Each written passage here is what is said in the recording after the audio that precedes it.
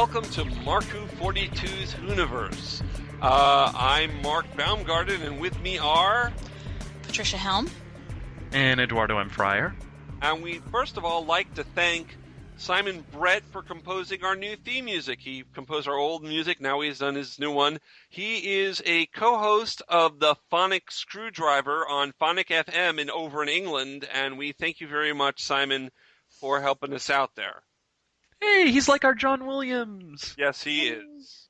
We'd also like to thank everybody and welcome aboard the Geekcast Radio Network. We're now a part of you. Yay. Yay. We are part of the collective. We're part of the collective. We're now part of the Mighty Morphin G.I. Joe movie, just every kind of science fiction, and not just science fiction, but media podcasting that goes on. You can find out about them and get other Geekcast Radio Net programs at geekcastradio.com.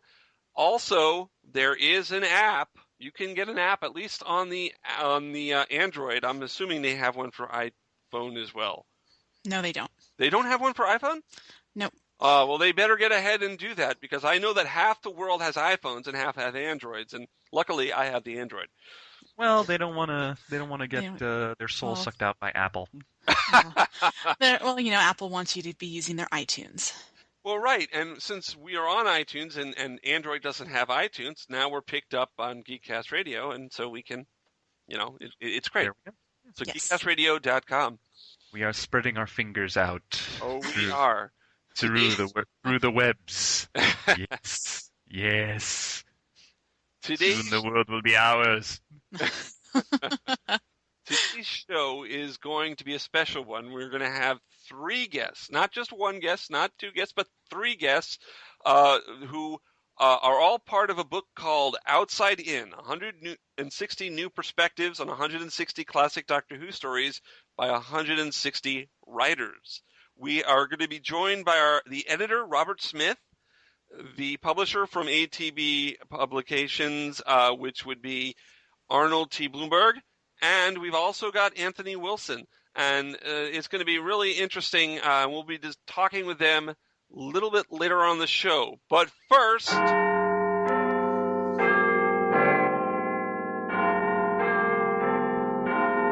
we now go live to the news desk with our correspondent, Patricia-Helm. Hello, everybody. It has been a busy week this week for Doctor Who news. Did you guys see the trailer that came out yesterday? Yes, I saw both. Oh, that's true. There are 2, aren't there?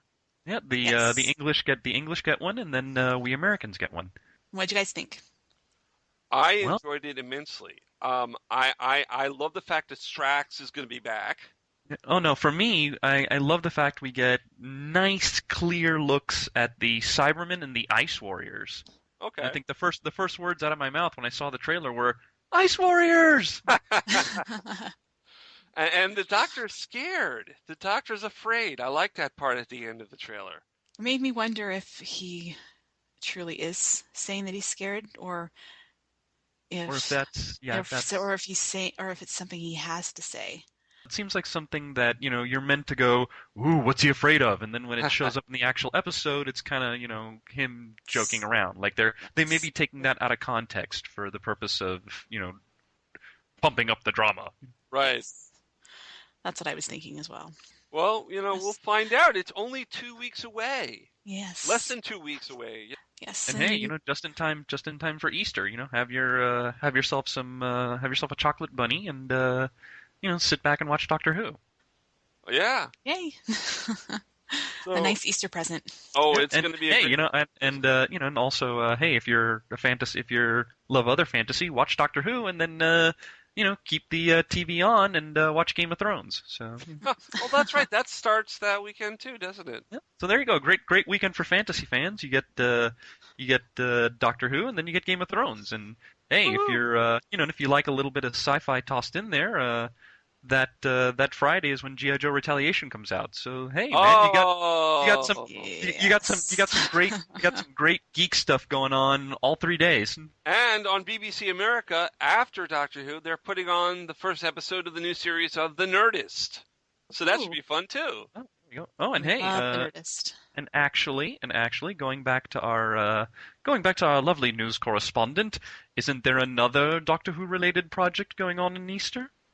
Yes, they are showing the next Doctors Revisited, Oh, the third Ooh. Doctor. okay. And what story are And they showing with that? they have decided to go with Spearhead from Space. Which they are releasing on Blu-ray this summer. Boy, that's a great one to put out, BBC Yep. America.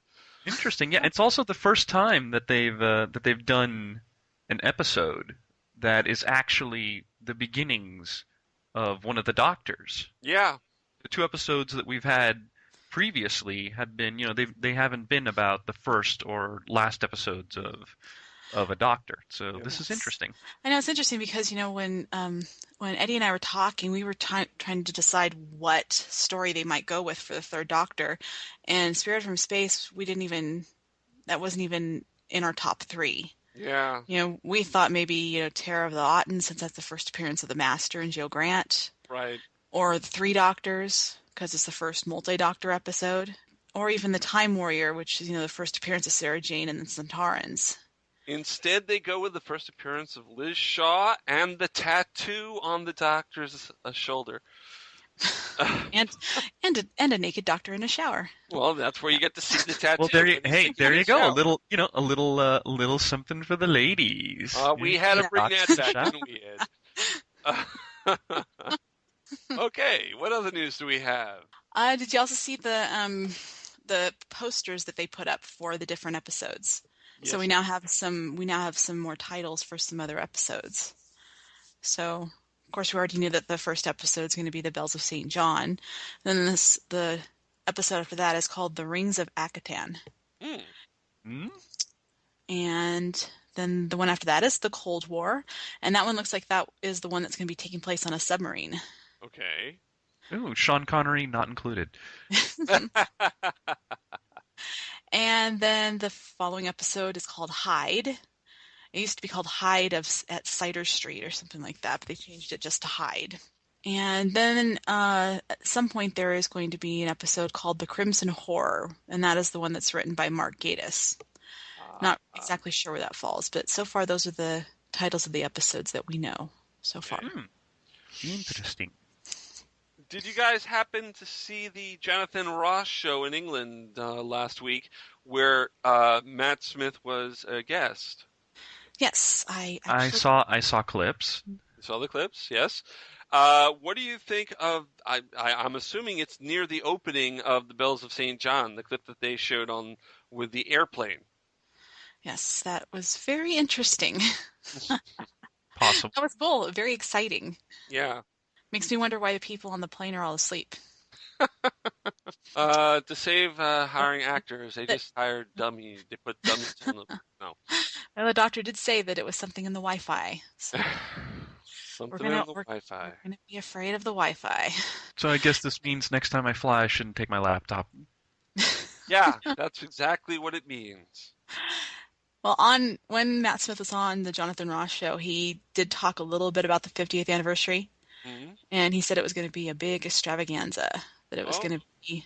He compared it to the 50th celebration of James Bond. I hope that whatever they have planned as a 50th celebration, that it's a lot better than how the Oscars handled James Bond. Because I'm sorry, I love watching the Oscars, but that was other than the fact that we had the return of Shirley Bassey singing Goldfinger, that was pathetic. That was horrible. Not to mention that I heard that the producers did not want to do previous Bonds because they said, "Oh, that's boring having a bunch of people, a bunch of guys standing on stage." Yeah, well, way to listen to the fans, okay? Because that's one of the things we wanted. We wanted a bunch of previous Bonds, okay? Okay, maybe you couldn't get one or two, but at least have some previous Bonds out there, So I hope to God that with Doctor Who that Stephen Moffat has something really big planned. I mean, it's. I'm sure he does. What did Matt Smith say regarding other than the fact that he's comparing? Well, he compared it to the Bond celebration on Coronation Coronation Street, not the Oscars. Okay. I guess they had a big, huge Bond celebration there.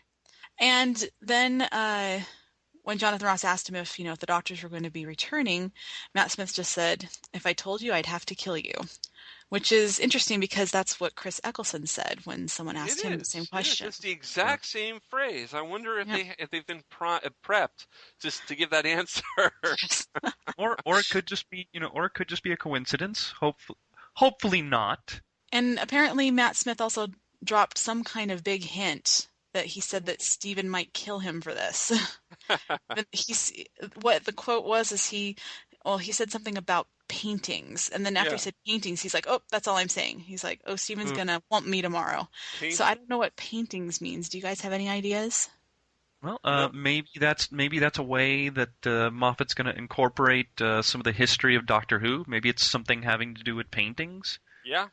Maybe we're gonna have a painting of Hartnell, or some paintings of Pertwee, or maybe paintings of old enemies or something like that. I don't know. I mean, it's interesting that should be a hint. Yeah. Yeah. See, and when I heard the paintings thing, the first thing I thought of was the Vincent Van Gogh episode, and I was like, and how his paintings kept coming up in the 5th season. Mm-hmm. So I don't know if that's a possibility too. Maybe not. Although again, hopefully the 50th anniversary will involve something greater than dragging out a historical guest character from Series 5. Yeah. I mean, yes. This is the 50th anniversary. We need something with a little more, more kick. Yeah. And still speaking of the 50th anniversary, Sylvester McCoy, he says that he has not been approached to be in the 50th. And he said that he was with Tom Baker, Peter Davidson, and Colin Baker the other week, and he said that none of them have been approached either. Now, I don't know if this is just, what they've been told to say, or if this is just true. I hope it's not true. I really hope it's not true. Yeah, I hope we do get, I've always been hoping for a multi-Doctor episode, and, even if we don't get the 11 Doctors, it would be cool to have at least one Doctor be a classic Doctor. Yeah. I mean, well, recording did start this week, so, the 50th anniversary story. And I read somewhere online that Peter Davison was in talks with BBC Wales. I wonder if that, had anything to do with Doctor Who. Did you also hear that the executive producer, Caroline Skinner, is leaving the show? Oh, yes, she's leaving the show, yeah. She's going back to BBC drama production. Okay, did they give any reasons, or she just wanted to go back? It didn't really say, but I just found it interesting. Why would she want to leave right before the 50th? I wouldn't. If I'd been, I would want to stick around and be a part of it. Yeah. I don't know. Let's see, more news. Well, Jenna Louise Coleman, she's confirmed that Clara will be in Series 8 of Doctor Who. Which, woohoo! Ooh. Yes. Cool. And cool. Something that might not make Eduardo very happy. Uh-oh. Okay. Well, we all know that River Song is going to be appearing in the second half of Series 7, but it appears that she might also be in Series 8, because Alex Kington was saying that she will be happy to continue playing the role as long as Stephen Moffat needs her. Yeah. So there's been, I know you've been wanting her to just go to the library and just get it done. So it's not. Well, I love Alex Kingston. I love the fact that she's a part of Doctor Who. I've been a fan of Alex Kingston since I saw her in ER. But when you have a story like this where we already know what the ending is, now it's just dragging it out. We know that she's supposed to go to the library. That's not, like we've said before, we know that it's supposed to happen. How much longer are they gonna? Ed, we know that people are going to die. We still want to know what's going to happen before that. And I find River's character very interesting. And now that Amy and Rory are no longer in it, I like to see where they take River's character from there. Well, yeah, I would too, but I have to, given the fact that they've made her such a part of the and it is the Doctor. She is the Doctor's wife, so you can't just get rid of her. She's important. That's a good point. And I like River, so Yeah, well, no, I like her too. I like her too. It's I wouldn't mind if she stuck around for a while. Yeah, well, I like her too. I mean, don't get me wrong. It's it's just it's the English major part of me that Yeah, it's I like, know okay, now that you've set this story up, where's it going? Where's it going to go? Don't just put her in the closet and then, oh, we need a really cool guest star. Get Alex Kingston on the phone. Hey, that's would what you they like did. Now that's a good point, because that's what they did with Anthony Ainley. Whenever they needed someone, hey, let's bring the Master into the story, and they used Anthony Ainley like that, and his stories were pretty bad after the beginning, which were good. And so I hope that they let Alex leave the show and the River character leave the show before it gets completely stale. Because Anthony Ainley, they totally just dropped him put him in an episode when they needed a baddie. Who can we get? Oh, let's get Anthony Ainley, the Master. And they got bad. I mean, the King's Demons, even before that, Time Flight.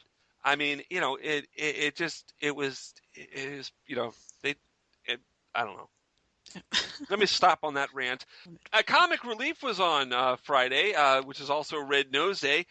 In England, charity event, and they had a mashup between Call the Midwife and Doctor Who. Yeah, I saw that, and kind of like it was interesting, once again, like with Dimensions in Time, where they mashed up Doctor Who and it was EastEnders, right? EastEnders, yes. Yeah, EastEnders. Like, okay, I've never seen EastEnders, but I've never seen Call the Midwife, but this one was a little more amusing, especially at the end when you had Vanessa Redgrave narrating and everybody tells her to shut up. Yeah. I thought that was kind of funny, especially how, when she starts narrating, everybody kind of looking around like, who the hell's talking? It's always kind of funny when again, on the show Called the Midwife, Vanessa does do the narration for it, so it fit perfectly if you were a Call the Midwife fan or a Doctor Who fan. I also like Vanessa Redgrave, so hey, it's nice to hear her voice. Lovely woman. Yes, she is.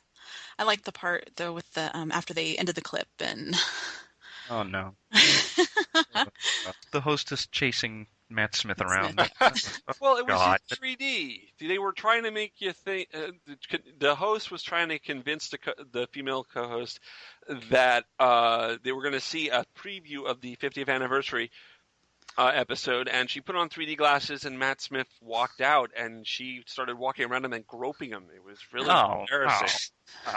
And then she takes off the glasses, and she says, "Oh God, how embarrassing!" And then when the host is trying to talk about something else, she starts following and chasing Matt Smith off the stage. Oh, no. It was awesome. No. Companions don't kiss. Doctor Who is not about chasing and groping. Well, the Doctor wasn't groping. The Doctor was running. Yes, but still, no. No. Nein, niet. Schießen, verboten. No. No. Okay. Companions don't kiss. Trish, any more news? Oh, yes, a few more things. There's going to be a mini prequel to The Bells of St. John that will air next weekend. Excellent. And 100 clips of Doctor Who have been approved by the BBC for the use in a Doctor Who 50th anniversary board game. I'm guessing it's going to be something like the Seen It games. Yeah. They're going to be using clips from the show, but I think that would be a really, really awesome game to have. Let's hope they make it available in Region 1 video as well as Region 2. Oh, yeah. Yep. Definitely. And the final piece of news that I have was on the BBC shop on the internet, they had put up a description for the Series 7 Part 2 DVD because you can already pre-order it. Uh-huh. Now, there's something interesting in there. They actually gave away a spoiler. Oh. But it has since been removed. Oh. What was the spoiler? They were talking about the Doctor fighting the Cybermen and the Ice Warriors, which we already knew. But they also mentioned another foe that we have not seen in any of the trailers. Ooh, interesting. Can you tell us what it... I don't know if I want to give it away to everybody. Let's tease the audience. Why don't you send us a PM telling the two of us who the mystery foe is, and we'll we'll get to know something the audience doesn't. Oh yes, the audience will not find this out because we don't give spoilers here on Mark Who 42's Universe. At least we try not to, unless Mark slips up. Yeah, that is true. So, we hope I don't slip up on this. So, you guys ready? Yeah, we're ready. Send it And over. the answer Am is ah! Oh, that's scary. That's scary. I know why the doctor's afraid on the trailer. Okay. and hey, Mark. I'm not going to say Good boy for not spoiling. Good boy. So Okay. yes, I'm not canine. and is it still that information is no longer up on the BBC? It's no longer there. They took it They off. altered it. Ooh. Yeah. Now, Ooh. we have to wonder if it's true or if someone just messed up and put it on there. But Well, we'll see. we If will you have to write see. to mark@markwho42.com, I will give you the answer. I will. No, they can ask for a spoiler. It's ask a spoiler at mark@markwho42.com, and I'll give you the answer to that. Okay. Since we are now part of the Geekcast Radio Network, we have to go to a commercial break, give a little promo for one of their podcasts, and of course my book. So we'll be right back with Arnold T Blumberg, Robert Smith, and Anthony Wilson, all part of Outside In for Doctor Who. And I need to take a shot for the shameless plug. Kid? Yes. Shut up. Beyond the Night is the GCRN's latest review podcast. We are covering everything in the Knight Rider television universe, from the classic 80s TV series to the 1991 reunion film, Team Knight Rider, and the 2008 relaunch series as well. So join TFG and Mike and Dion the Music Man as they go in-depth in Beyond the Night, only on Geekcast Radio Network. You can find Beyond the Night in iTunes and on www.geekcastradio.com. Kid? Yes, Michael. Just keep driving. Doctor Who began its long history back in 1963 and continues to this day. With the worldwide popularity of the show, can you believe that there was a long period of time when the show was absent from the airwaves? We call that the wilderness years. All was not lost, though, during those 16 years. Virgin Publishing and then BBC Books had several original Doctor Who novel lines featuring all of the past Doctors and companions. These books are all out of print now, but where can you get them? At Mark Who 42 Books on Amazon. If you love to read and love Doctor Who, these books are cool. If you're a diehard Whovian needing to fill in gaps of your collection, fantastic! We also have annuals and reference manuals. All books are in new and like-new condition. If you're interested, go to amazon.com/shops/markwho42 and see for yourself. That's amazon.com/shops/markwho42. And we're back, and we'd like to thank Geekcast Radio Network for allowing us to be part of them again at geekcastradio.com. Okay, we're here now for the major section of our program today with the book Outside In, 160 New Perspectives on 160 Classic Doctor Who Stories by 160 writers. Unfortunately, though, two of our guests have not shown up yet, but fortunately, we've got the publisher, and we've got one of the contributors, same person, of Outside In, Mr. Arnold T Blumberg. Welcome, Arnold. Hi. Yay! That's right, I showed up. You showed up. You were coordinating everything for us, and I guess Robert Smith isn't able to be here. And That question mark means more now today than it ever has before. So I have questions to ask Robert Smith. it's the question that must never be asked, though. So we'll just have to find out. Robert Smith? No, don't ask it. No, don't ask the question. Don't ask the question. It's the question. It's the number 2 question. Number 1 question, of course, is Doctor Who. Number 2 question is Robert Smith. Smith? Yeah. So, Arnold, since you're going to be the spokesman for the I guess so. book, it looks like It's all on you. That's right. No pressure. Can you tell us about the book? Tell us the reasonings behind the book. Well, this is Robert's project. He had come up with this idea some time ago. He's done a number of other books and projects related to Doctor Who. And another thing that we also share together is a mutual appreciation for and academic involvement in a lot to do with zombies in pop culture. Ooh. So we knew each other through the Doctor Who conventions and online, and would often wind up crossing paths, being interviewed for the same kind of stuff. He'd come up with this idea of doing this extraordinary project of, this is a series, the classic Doctor Who stories, that have been picked over and discussed and analyzed time and time again for so long now. Here we are in the 50th anniversary. What more is there to say? And particularly with the new series, and particularly with where we stand today with the show being so popular, potentially globally more popular than ever, how can we look back at the classic show with any kind of a fresh perspective? And his goal was to come up with this amazing collection where every single story would be reviewed by an individual writer, a separate writer, 160 writers covering every one of the 160 stories, and bringing something new to the table. And his entire goal was, if it wasn't fresh, if it didn't feel like it made him think, I've never thought of it that way before, then out it would go. And the result was a collection that really does create such an extraordinary range of opinions and ideas, and the approaches are amazing. There's very little in the book that has a very traditional kind of approach. There's stuff in there that's just bizarre in terms of people's approaches to how they looked at the show. And I was just thrilled to be a part of it, really, and to help make it happen. Yeah, there are reviews, there are scripts, there are letters, angry letters to the BBC. Right. It's an amazing book, and not all of it is was written specifically for the book, was it? No, originally what he was doing, because Robert has worked on a series of books called Time Unincorporated, where they've done a lot of other collections related to past writing on Doctor Who. Mm-hmm. And I think part of the original genesis of the idea, and of course that's always a wonderful word whenever you're talking about Doctor Who anyway. Yes, it is.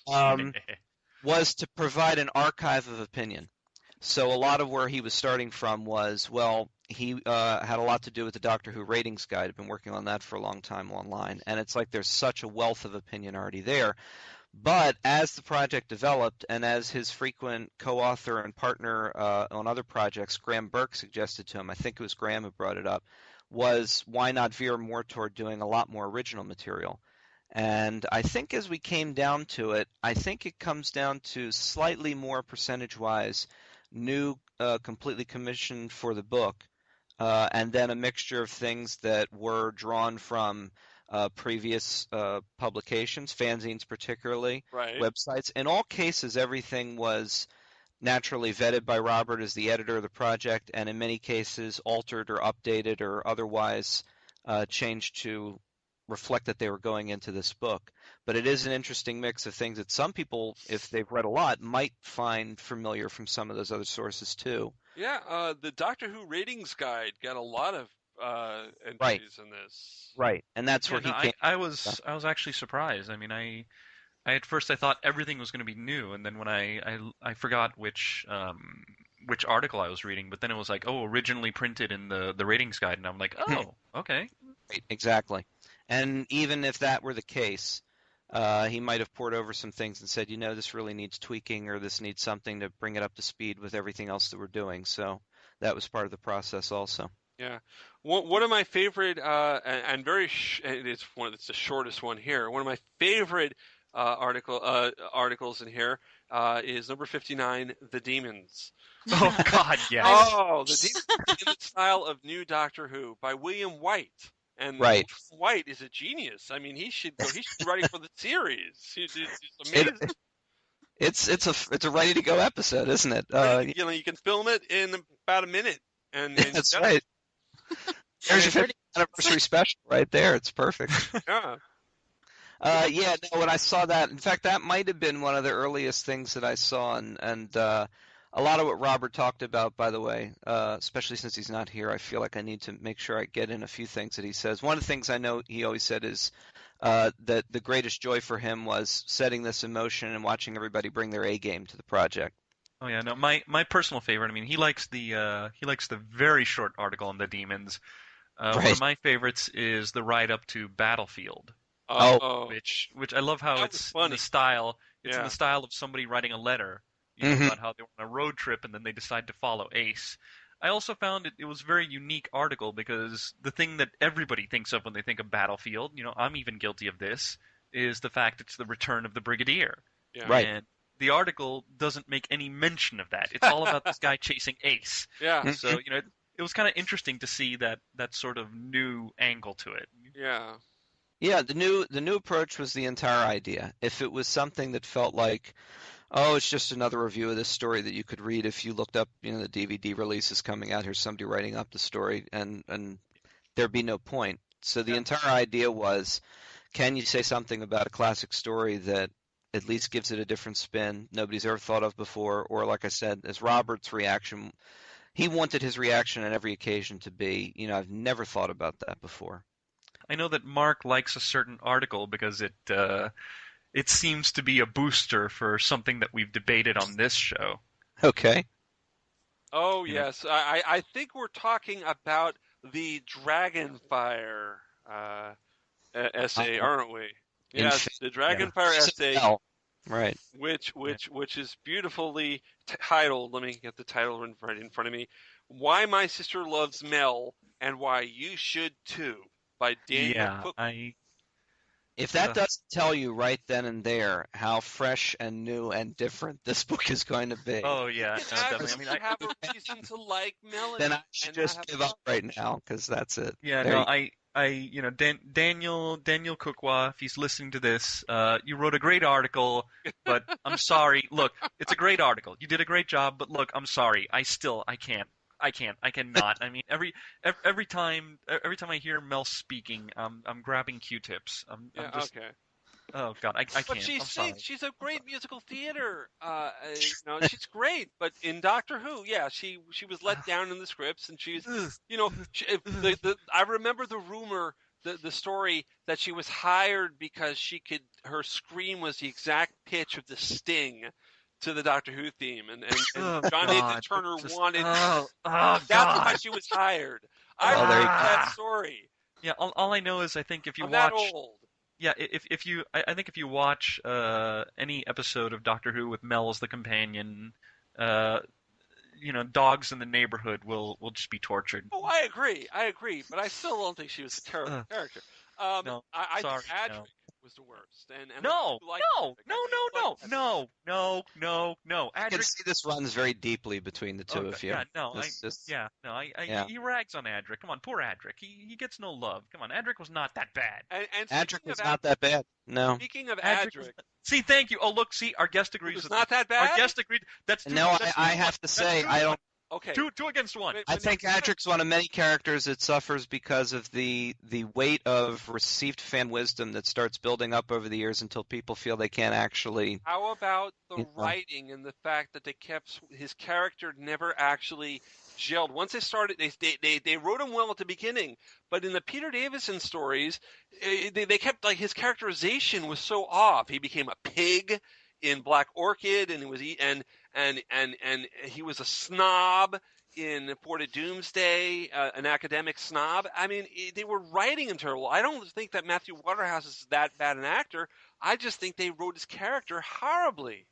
Yeah, I don't think he was that bad. And as far as the writing, you might be right. I mean, it's been so long since I've actually watched or would want to watch that character arc from beginning to end. But frankly, all I can remember is that all those different little traits things didn't ever throw me out of it to the extent of saying, hey, wait a minute, this feels like the character is shifting drastically. And of course, as anybody has talked about, the way the companion is employed in the show back then, the extent of characterization back then is obviously very different than what we're used to now. Yeah. Almost all of them are really sort of ciphers in a way, and we did an episode. Trish and I helmed that one ourselves. We did an episode where we looked at companions, and I remember I did go over some of the things, like the fact that you've had companions that are eye candy, like Perry and Oh. Perry and Joe Grant and Leela. And then I got in big trouble for mentioning Zoe because Zoe's only 15. That's what I got in big trouble. Yeah, We no, edited bad, that bad, out of the program. bad mark. So Yeah, bad. you had to edit that out. I think it was last week's episode. Yeah, it was last week's episode. We took that out. I'm Yeah, sorry. no, That's not- that scene in Mind Robber when she's on Mind the Robber. artist console. If she's an adult when she made the episode, she was hot. There you go. Okay. We were talking about Adric, and I wanted to. And speaking of Adric, the essay for Earthshock, I also loved because it isn't a review. It isn't an article on anything. It's basically correspondence for the details of an insurance claim for the Right. destruction of Freighter Kiston. That's right. By Paul Masters, and it's great. It's hysterical, and you can write. And this book has things in different formats, and I love the differences you can do. And I was going to bring up to Robert, but of course he's not here. At the back of the book, in his acknowledgments, he says that because they're all different, that he's definitely sure that you wouldn't like all of the articles. You'd like some of them, and you wouldn't like all of them, but there were enough in here. I have to say, I liked every single article in this book.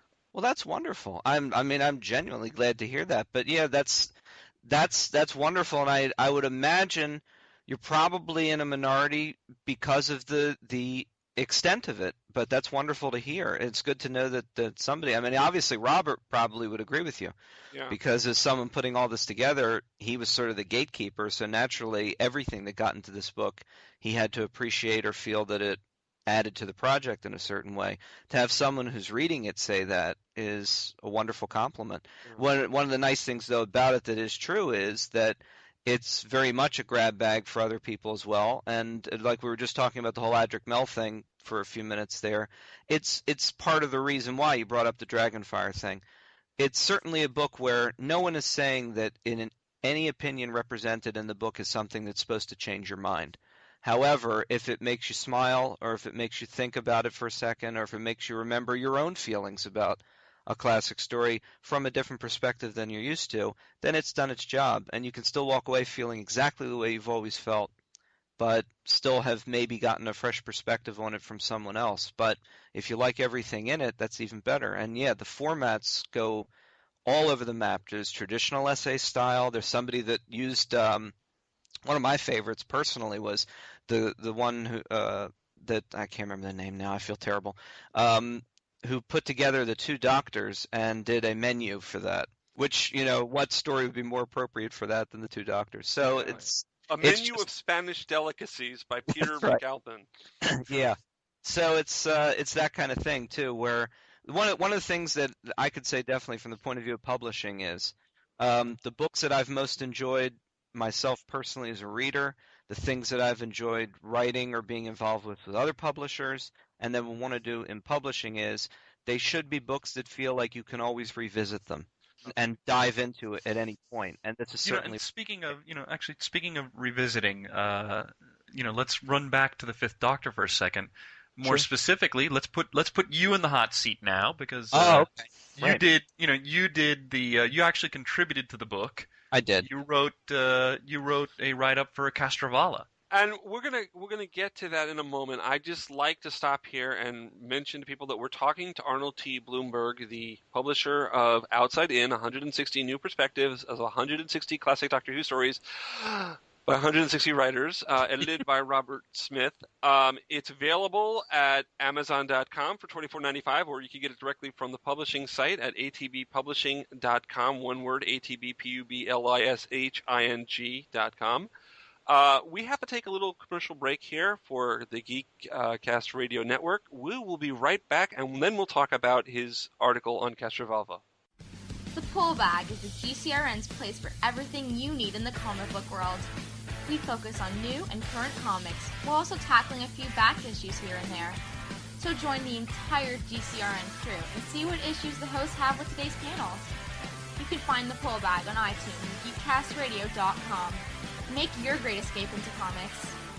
Movie Week in Review is the Geekcast Radio Network's weekly movie podcast. Steve and Mike take a look back on their favorite films and give you their thoughts. They also bring in co-hosts at times. If you are a movie buff, listen to M-Wire only on geekcastradio.com. Boy, I love Geekcast Radio Network, and it's going to be great being a part of it. So we're here with Arnold T Blumberg of atb-publishing. He is the publisher of a new book, slightly new, called Outside In, 160 New Perspectives on 160 Classic Doctor Who Stories by 160 Writers. Say that 5 times fast. He did that really well this time, where there's no pausing, no breath. It was perfect. Just zipped right through it. Thank you, Arnold. That was awesome. Thank you. So we were about to talk about your essay in here, right? Castrovalva. It's all carmine, seepage, and mirrors. Right. And I should point out, one of the things I did want to point out, people can believe me or not, but I was publishing the book. Robert came to me with this idea while the notion of putting together a publishing company was itself still in the formative stages. And we had a different project in mind that was going to be the first one we were going to lead off with. And Robert had been talking to me about doing this book. And lo and behold, the strange way things worked is that atb-publishing and Outside In happened simultaneously, which, by the way, if you want to start a publishing company, don't do that. But we did it anyway. Just letting you know. Don't actually do that. Don't do your first book and set up the business at the same time. Bad idea. But the results were wonderful. It was just, and by bad idea I mean it was just a lot of stress. But we did it. We're all very happy with the results. And one of the things that happened though was this was Robert's project. It was his idea. I loved the idea. I was certainly interested in pursuing it as a publisher, but I also wanted to contribute if I could.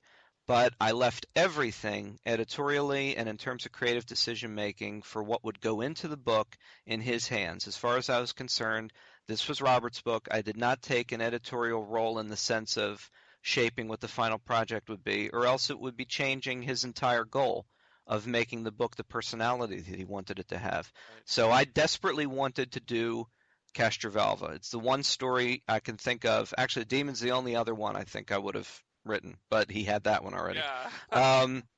And Castrovalva was the one that I had the most emotional connection to and wanted to do. Now, interestingly, at one point, and if nothing else proves, hopefully, that I was trying to play fair with this kind of thing, at one point there was the possibility that someone else that he actually preferred, for a variety of reasons, was interested in doing the Castrovalva chapter. Oh. And he came back to me about that and said, I feel bad about this. Obviously I know you want to do this. Would you mind if we did that? And I said, look, I have to make the decision based on what's best for the book.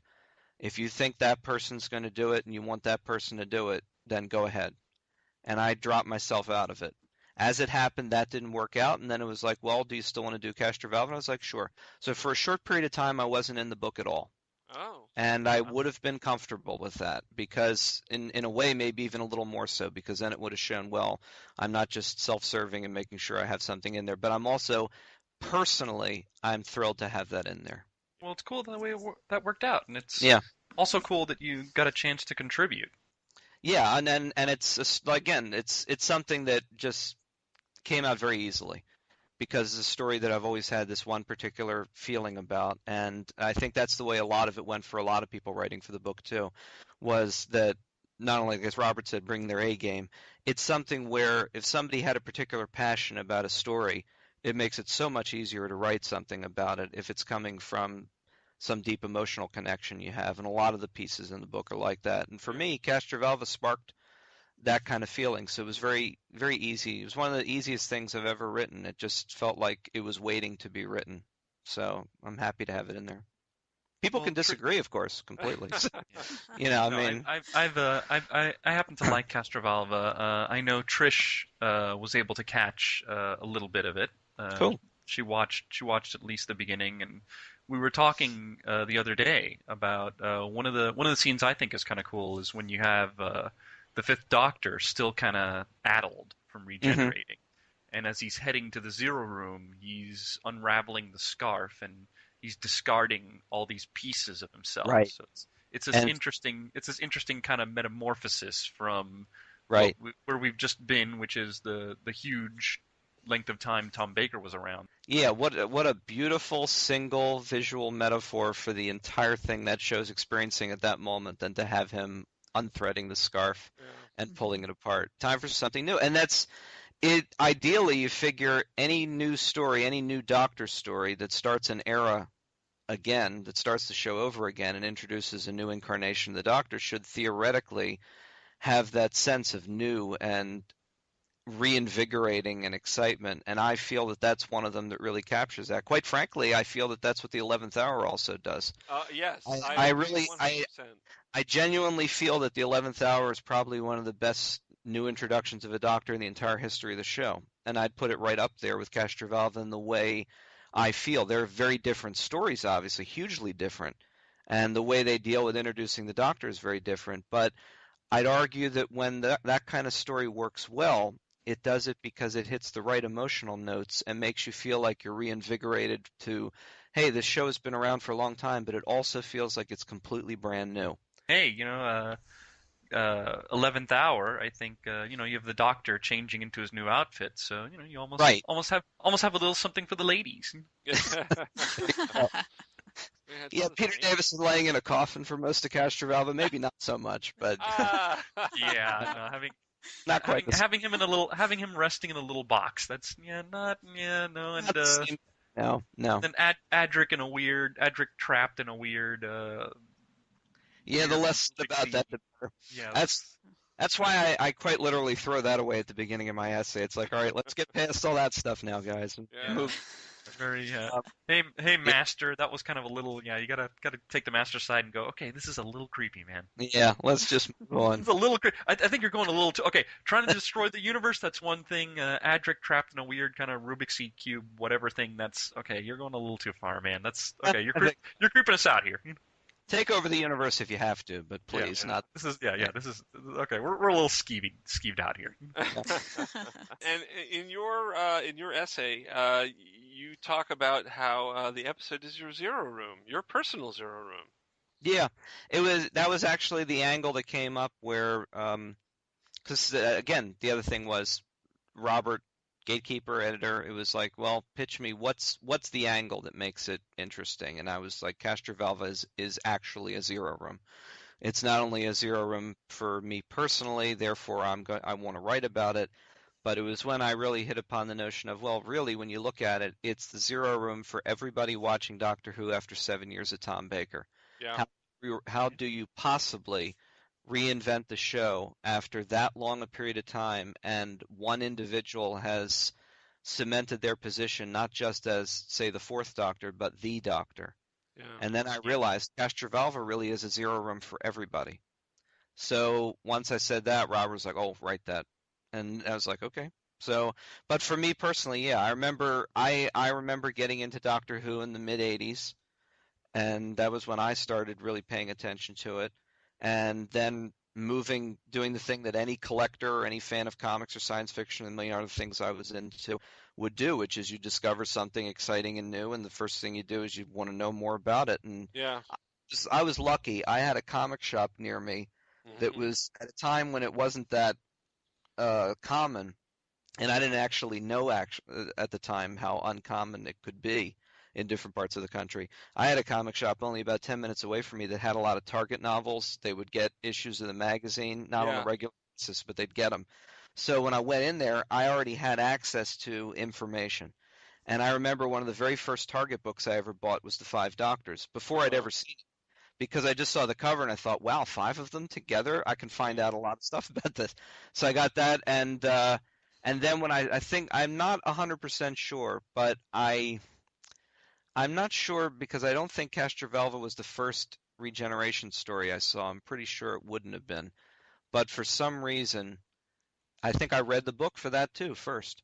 And there was something about that just really hit me. And then when I saw it, the first time I remember seeing it, and ever since then, to me, it's a show that has to be seen in the daytime.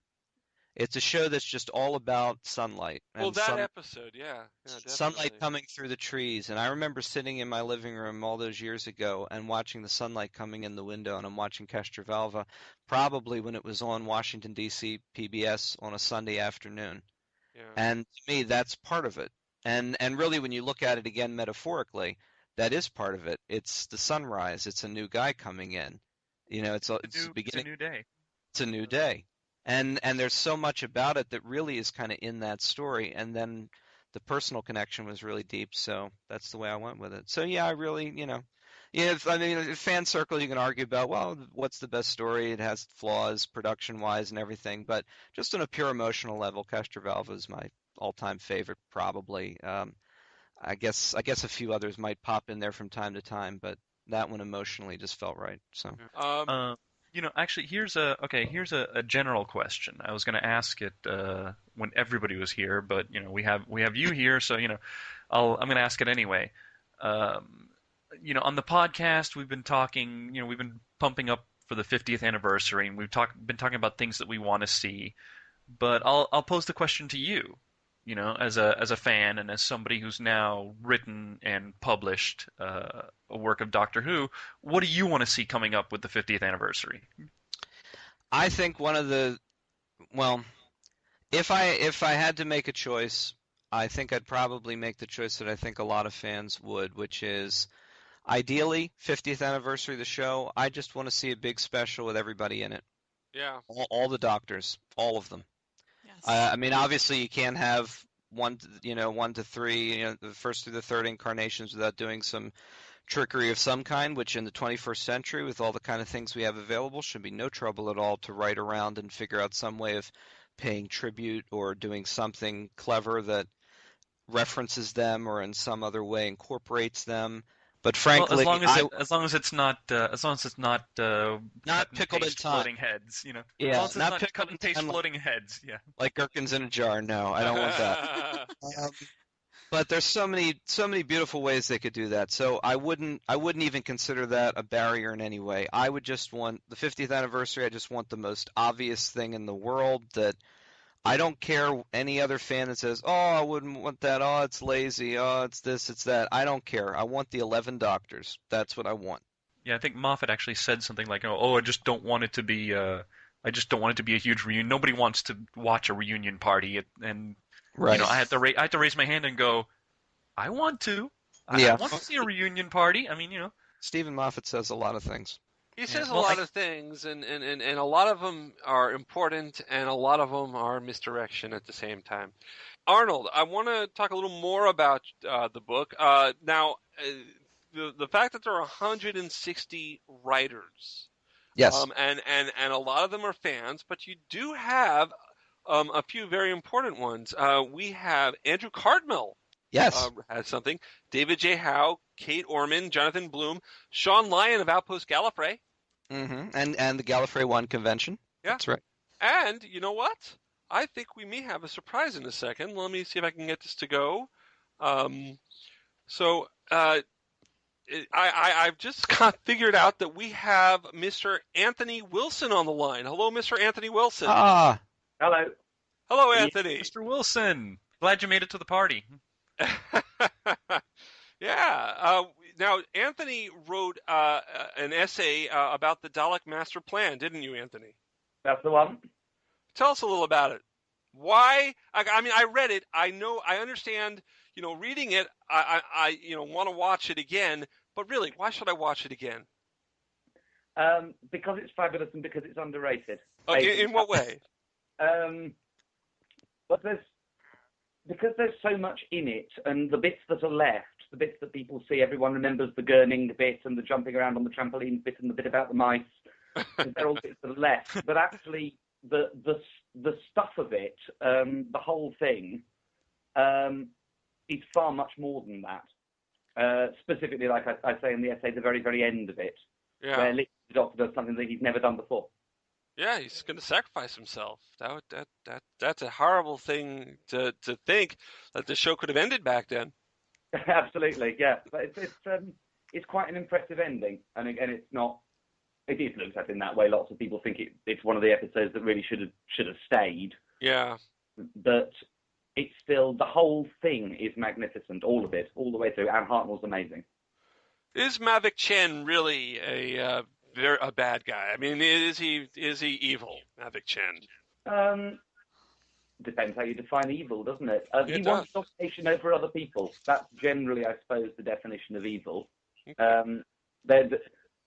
You get cloudy characters when they have a motivation that makes sense to them because that's their need or what they require. I don't know. Magnus Greel wants to survive. Yeah. That he has a reason to be, which is, clear. Everyone wants to survive one way or the other. He doesn't have a very nice way of doing it. But Mavic Chen's already got everything and he wants more. So I suppose, yeah, evil. Why not? Okay. Well, it's like they always say about writing a good villain too, is that most of the time, and particularly if you're an actor in a film or TV show doing it, is that a really excellent villainous character sees themselves as the hero of their own story. So if you flip it that way, that's an interesting way of looking at any of these kind of characters. Yeah. Yeah, well, that's the way especially in modern times, that DC Comics has written Lex Luthor. He kind of sees himself as the hero. He kind of sees himself as, hey, I'm trying to stand up to this alien who's like inserting himself in everybody's business. You do have somebody like Marvel Comics has the character of Thanos, who he's doing everything for love. Mind you, the love of his life is the personification of death, but And the Master, for instance, bringing it back to Doctor Who, the Master just thinks that it would be better if maybe everybody in the entire universe would obey him in all things. Yeah. So, it works. Yeah, and I have so since we now have Mr. Wilson on the line, something I want to ask him. It's a great episode to recommend to people, but Master Plan seems to be one of those that we're missing episodes. Yeah. You think the BBC should push to make this one of the episodes that one of the adventures that they fill in with animation for anything that's missing? Oh, it's a long shot on that one because you're looking at 10 episodes, aren't you? Yes, I think they should. I think they should do it with all of them, to be honest, because I don't think we're not going to get them all back, are we? I don't think so. I think they're running thin on places to look. They are, but every now and again you get the little surprise, Underwater Menace and Galaxy 4. Galaxy 4, yeah, got that. And the interesting thing about that story too is they were both found in England, and the prevailing wisdom now seems to be that after having scoured the globe in so many different ways, the likeliest thing now is that if anything additional is found, it's likely to be found very close to home and probably in the hands of people that might not even know they have it or don't really understand what they have. So for all we know, sitting somewhere in London right now or somewhere in the outskirts are additional episodes because that's where those two popped up. So we can only hope, but I think Anthony's right. I mean, the odds are obviously getting thinner and thinner. To be fair, though, before Galaxy 4 and Underwater Menace, the previous episode found was an episode of Master Plan. Yeah, yeah. So, I mean, if there's anything going to be found, it might yet be more of that. But to be honest, I don't think so. I'd love to see them all. I mean, I think the loose cannon reconstructions are fabulous. Really sort of make it as tight as it can. But as I said in the essay, I can listen to Master Plan absolutely perfectly and love it. Yeah. I do have to say, I mean, jumping to another episode, I saw footage of the animation that's being done for Hartnell's final story, and I brought it up in a previous podcast that I was wondering if they would, with the regeneration scene, if they would try and pull like a Lucas and try and insert in the new effects that they've been using for all the regenerations in the new series, and I was very pleased to see that they were going straight, that they weren't going to tinker.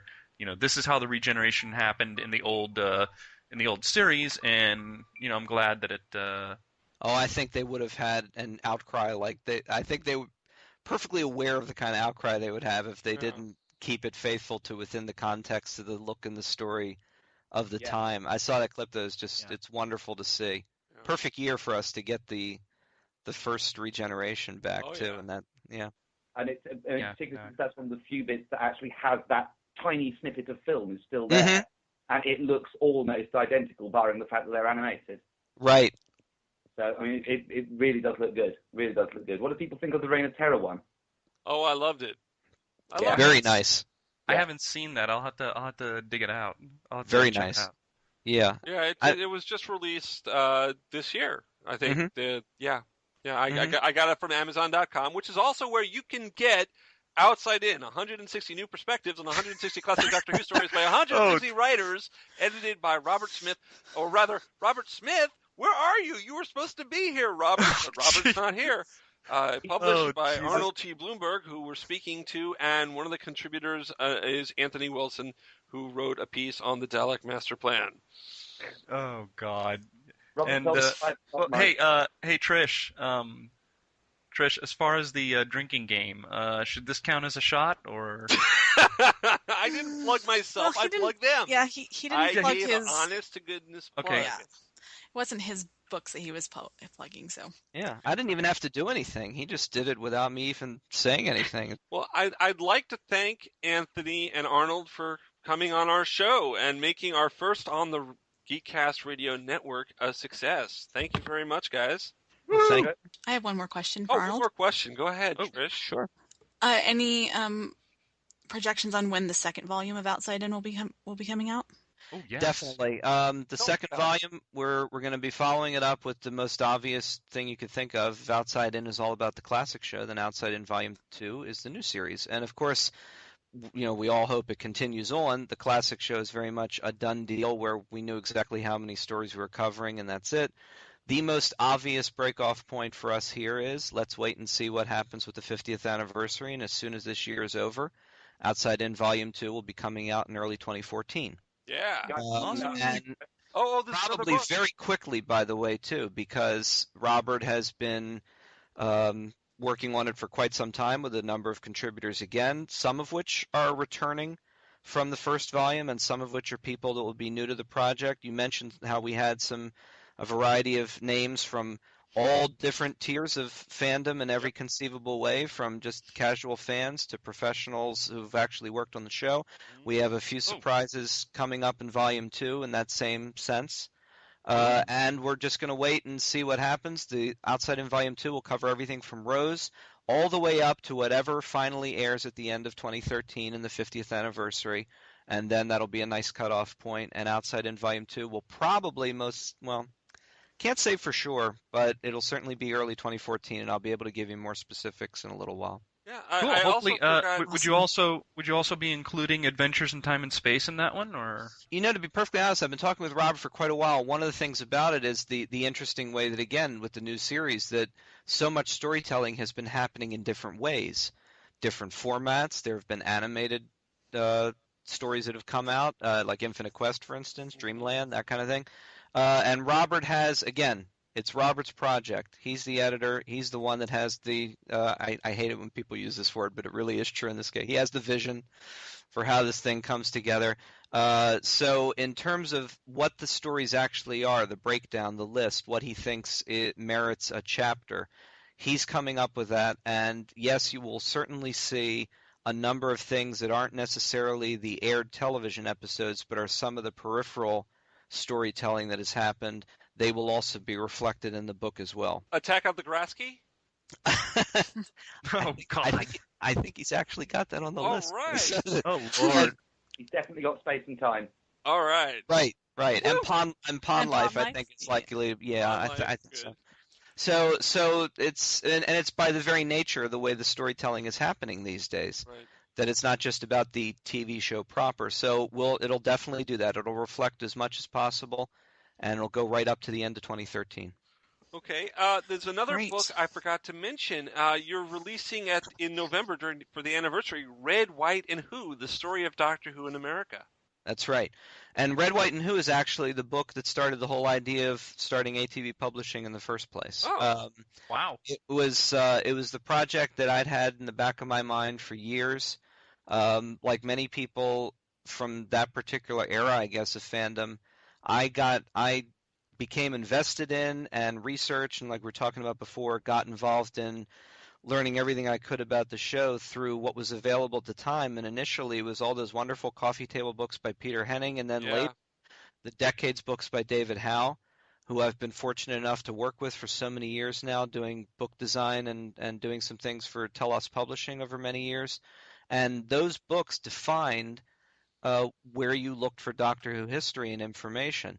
And yet, after all these years, and this is one of the most documented television shows in the history of the medium, there's still a few little bits and pieces that haven't been covered. And one of the things that I always thought would be interesting to do a book from the perspective of the actual story of fandom in the United States. How did it get going? What kind of communities did it develop?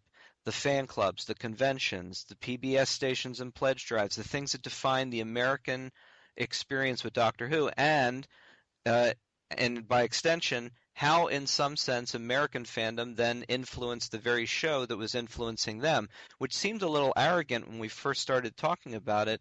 But as we've moved deeper and deeper into an era in which they bring the show over for New York premieres and have captured the covers of Entertainment Weekly and TV Guide and shoot episodes in the United States, whether it's in Utah or elsewhere or in New York City, we're actually seeing the kind of reflection of that maybe we weren't when we were even first discussing the project. So, well, I know that Series 6, I think that little opening narration bit by Amy Pond, wasn't that just for BBC America? It was just for BBC America. I think it also was in Australia. It was for Australia too. Okay. And yeah, absolutely. So there's a little chunk there that's like. Yeah, and the book is premiering in November of 2013, so I'm assuming it's premiering at Chicago TARDIS. It is premiering at Chicago TARDIS. It is not just being published by ATB. I'm one of the co-editors. The other co-editors are Stephen Warren Hill and Jennifer Adams Kelly, who have been very involved in the Chicago TARDIS convention themselves for many years, and are also two of the forum directors of Gallifrey Base, largest Doctor Who online community. And I they're have to based. join that. I have to join that. Absolutely. I haven't joined it. And they're in Chicago, and our fourth co-editor is Shaun-Lyon, who is program director of the Gallifrey One convention in LA. Used to run the previous online community of Outpost Gallifrey, which I loved Outpost Gallifrey. And he's in LA. So the idea is me and Baltimore, them in Chicago, Shaun in LA. It gives us the entire scope of the United States and all the different regions, and a chance to try to reflect this story in as wide a range as possible. There's no way we can possibly tell the entire story or everybody's personal experience of being a fan, but we absolutely want to make sure that if somebody picks up this book and is an American fan, whether they first started watching in the 70s, the 80s, or just started watching with Matt Smith right now, that they will feel that their story is reflected somewhere in the book and that something makes them smile, and that they can understand, oh, that's right, that's why I feel so connected to this show and to this community, and that's what we're hoping to accomplish. Okay. Well, I'd like to once again, let's take it from the top, try to thank Arnold T Blumberg of ATB-publishing and our other special guest, Anthony Wilson, contributor to the book Outside In, 160 New Perspectives on 160 Classic Doctor Who Stories by 160 Writers, edited by Robert Smith, who didn't show up. You can buy it. I guess we'll have to have him punished by putting him in a time loop. That might have already happened. That might be why he's not here. Yeah. Well, hopefully it's not a time loop where he has to listen to Mel screaming. I think Anthony and I are going to have to go immediately after this episode and go rescue him because there's no other option at this Okay. point. Well, that sounds like a cliffhanger if there was to me. Any parting words from anybody? I'm just going to say thank you so much for having me on. I really appreciate it, and it was a great time. Absolutely. I've enjoyed it. Sorry to be late. That's okay. I'm Mark Baumgarten, and with me, of course, is Patricia-Helm. And Eduardo-m-Freyre. And you're listening to Mark Who 42's Whoniverse, part of the Geekcast Radio Network. You can look at our Facebook page. We're also at markwho42.com. We're available on iTunes. And you can tweet us at markwho42.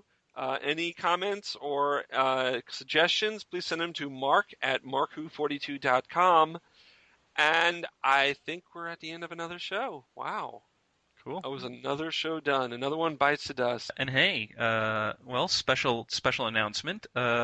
Alas, next week we won't be recording, but we will be back just in time to not only celebrate Easter, but to celebrate the return of Doctor Who with the beginning of the second half of Series 7. But in the meantime, we will have something special for the listeners next week. Good. So we're not just leaving them hanging. We're going to actually give them something next week. We're going to give them something, and, well, if you guys have been listening this entire time, I think you can guess what it is. I'll just give you a tiny hint. It would be a good idea, if you have access to them, buy yourself a handful of jelly babies. Oh, and on that note, we leave you. Bye-bye, everyone. What happened to me? Don't you remember? You are the only mystery worth solving. Right then, Clara Oswald. Time to find out who you are. Run, you clever boy. You have no idea what you are dealing with. I've seen bigger. Really? Are you joking? It's massive. I am the Doctor. And I am afraid. Doctor Who on BBC One and BBC One HD.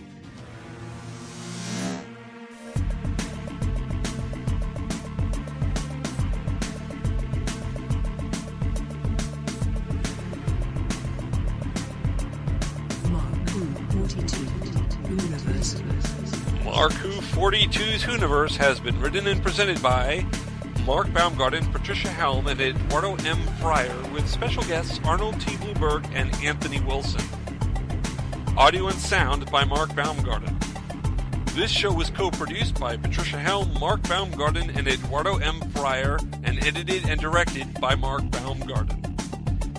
This podcast is streaming from mark-who42.com and the Geekcast Radio Network, and was recorded on March 17, 2013.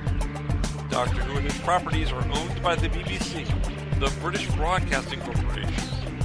This podcast is owned and copyrighted by Mark Baumgarten et al. 2013.